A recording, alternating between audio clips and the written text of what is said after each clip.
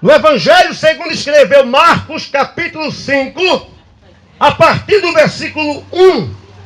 E chegaram à outra margem do mar, a província dos Gadarenos. E saindo ele do barco, lhe saiu logo ao seu encontro dos sepulcros um homem com espírito imundo, o qual tinha a sua morada nos sepulcros, e nem ainda com cadeias o podiam alguém prender. O versículo 4. Porque tendo sido muitas vezes preso por grilhões e cadeias, as quais foram por ele feitas em pedaços, e os grilhões em migalhas, e ninguém o podia amansar, e andava sempre clamando pelos montes e pelos sepulcros, e ferindo-se com pedras. Aí o versículo 15. E foram ter com Jesus, e viram o endemoniado, o que tivera a legião de demônios, assentado, vestido e em perfeito juízo. E a Bíblia diz que temeram. Este texto fala de um propósito que Jesus tinha na vida de um homem. Eu quero te dizer, muitas vezes o desânimo nos faz acreditar que não tem jeito mais para o que estamos passando. Observe bem quantas pessoas não são chamadas pelo seu nome, mas sim por algum defeito que esta pessoa tenha. Sabe quem está preso? Não quem? Aquele matador. Quer dizer, não se chama pelo nome, mas sim pelo defeito que tem. E eu vejo aqui nesta palavra, Jesus queria mudar a vida deste homem, que chamassem aquele homem pelo seu nome e não pelo defeito que ele tinha, conhecido como o endemoniado Gadareno. E quando eu leio aqui esse texto, que Jesus chega em Gadara depois de uma tempestade. No próprio Evangelho, segundo escreveu Marcos, no capítulo de número 4 e no versículo de número 37, a Bíblia diz assim: E levantou-se grande temporal de vento, e subiram as ondas por cima do barco, de maneira que já se enchia de água.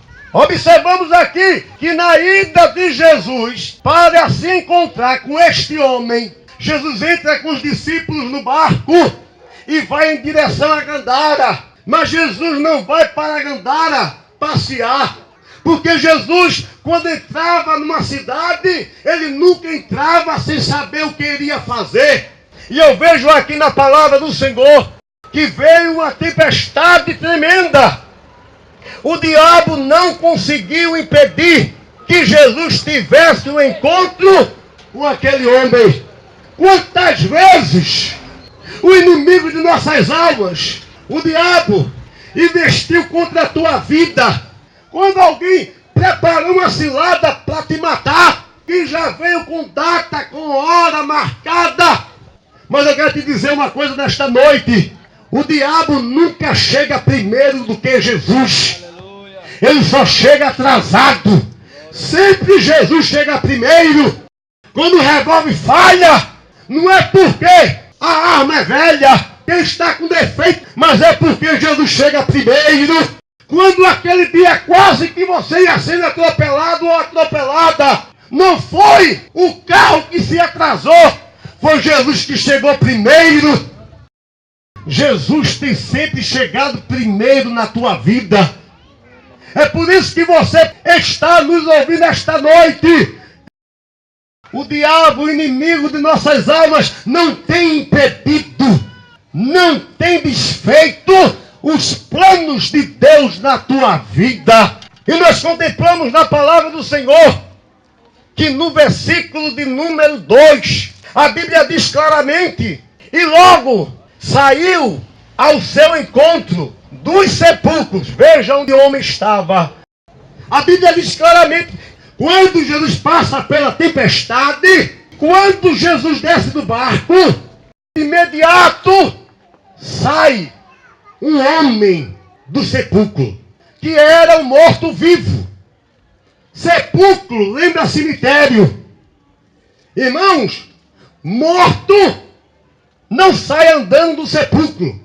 Quando a gente fala sobre sepulcro, fala de morto. Ninguém fala de cemitério falando em vivo. E eu vejo aqui um homem que saiu dos sepulcros. Um homem morto, porque na visão humana vivia no cemitério. Mas vivo, porque saiu onde Jesus chega. Até em sepulcro, ele marca encontro. E aquele homem sai. O inimigo sabe que Deus não dá viagem perdida. Que onde Jesus chega, ele vai fazer alguma coisa. O que era mais provável de acontecer? Em vez do diabo levar o homem até Jesus, era para o diabo levar o homem longe de Jesus. Mas aonde Jesus chega, ele atrai. Que a Bíblia diz no versículo de número 5, e andava sempre de dia e de noite. O diabo não dava descanso a este homem. Observe, é dia e noite, dia e noite, dia e noite. Tem vontade de se libertar, mas não consegue, é dia e noite, dia e noite. Que o diabo não dava descanso ao homem. No próprio versículo 5 diz assim: clamando pelos montes e pelos sepulcros. Havia momentos que ele saía, mas o diabo o trazia de volta ao lugar da morte. Tinha momentos que ele ia para o monte. As pessoas, quando querem sair do vício, porque sabe que pode morrer a qualquer hora. Quando ele se afastava um pouquinho do lugar da morte, o diabo dizia: não, volte. O seu lugar é no sepulcro. O seu lugar é no cemitério. O seu lugar é no lugar de morte. Ele queria sair daquela situação, mas não tinha forças. O diabo, ele não quer perder ninguém. Ele não quer que você seja salvo. Ele não quer que você seja liberto. Ele quer que você continue no sepulcro. Se aquele homem morresse, não precisaria mais ninguém levá-lo ao cemitério. Não precisava ninguém preparar uma catatuma para ele. E a Bíblia diz claramente que ele ficava clamando. Clamor significa pedir socorro. Quantos neste dia estão pedindo socorro, mas não encontram socorro, porque o diabo leva de volta para o sepulcro, dizendo: você vai ficar aí, que teu lugar é aí, ninguém vai te tirar daqui não. Não tem clínica, não tem remédio, não tem corrente, não tem cadeias que vai te tirar do sepulcro. Mas só que naquele dia chegou quem tem a chave da morte. Naquele dia desceu do barco aquele que tem a providência. Pedro estava no barco, mas Pedro não podia fazer nada. João estava no barco, mas João não podia fazer nada. Dentro do barco havia os 12 discípulos, Tomé, Tiago, e todos eles desceram do barco, mas nenhum deles tinham o milagre.